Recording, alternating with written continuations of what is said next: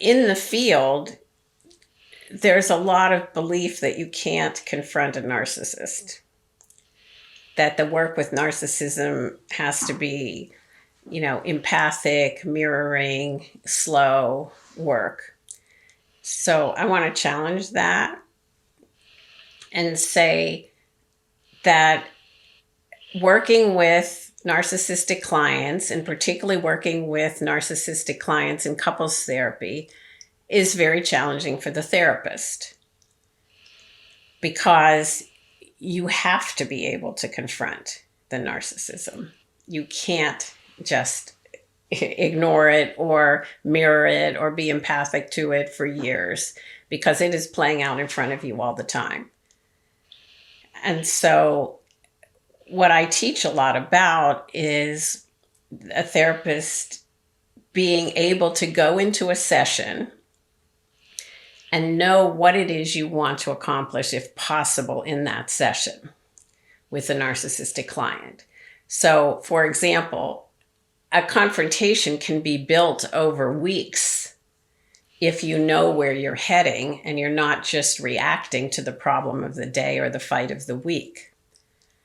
So if you're going to be, for example, confronting a pattern of grandiosity and taking a one-up position all the time, or you want to be confronting the way somebody is self-absorbed, I want to have a treatment plan in my head and know where I'm going. And then the therapist has to be able to get out of our own self-criticism, because the self-criticism that therapists have gets in our way a lot.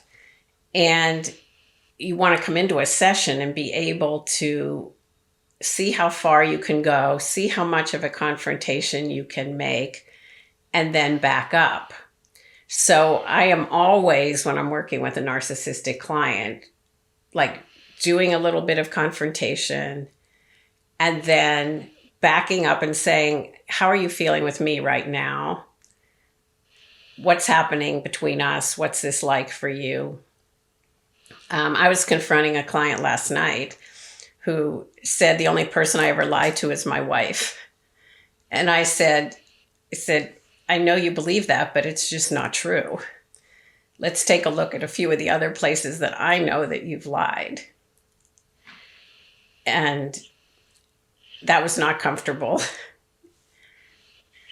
But after we talked about that, I said, okay, so tell me about the part of you that wants to never come back to therapy. We've just been through this. I know it wasn't comfortable. So I want to hear about the part of you that wants to get away from me. And that there's that constant back and forth of testing the relationship, acknowledging the stress. I never want to confront when I have to do it from a one-up position. Or when I'm in a one-up position, or when I'm annoyed. Because the confrontations have to be both strong and gentle and not judgmental.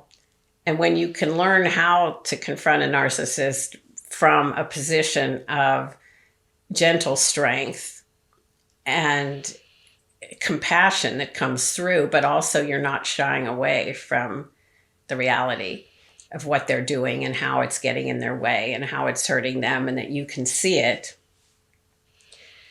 that makes a very big difference.